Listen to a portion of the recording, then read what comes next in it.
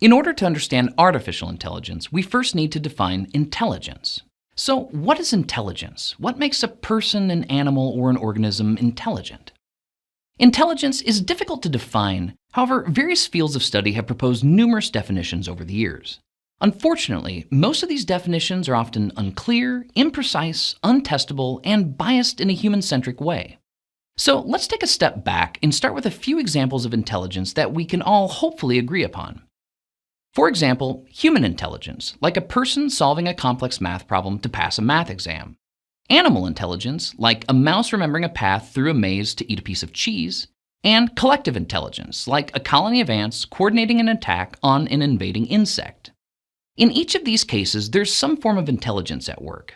They are all three very different kinds of intelligence. However, they all definitely share a few things in common. So, what do they all have in common? First, they all involve an agent of some kind. For example, a human, a mouse, or an army of ants. Second, they all involve an environment of some kind. For example, a math exam, a maze, or an ant colony.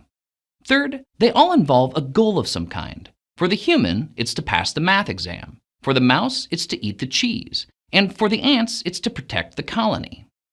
Fourth, they all involve an agent perceiving its environment. The human reads the math question, the mouse sees the walls of the maze, and the ants smell the scent of the invading insect. Fifth, they all involve the agent taking an action. The human solves the math problem, the mouse navigates the maze, and the ants attack the invading insect. In all of these cases, we have an agent in an environment that is perceiving the environment and choosing actions that it expects will lead to a goal. Given these examples, a simple, general definition of intelligence might look something like this. Intelligence is the ability of an agent to perceive its environment and to choose actions that increase its chances of achieving a goal of some kind.